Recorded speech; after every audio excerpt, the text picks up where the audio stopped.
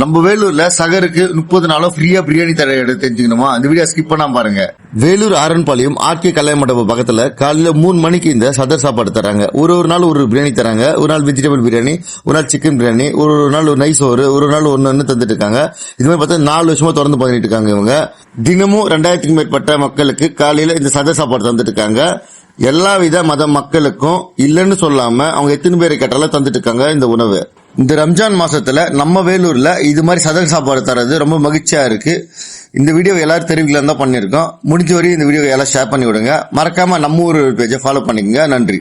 உணவு தேவைப்படுறவங்க யார் வந்து கேட்டாலும் இல்லன்னு சொல்லாம இந்த உணவு தந்துட்டு இருக்காங்க. முடிஞ்ச வரையும் இந்த வீடியோ எல்லாரும் ஷேர் பண்ணி விடுங்க. உணவு தேவைப்படுற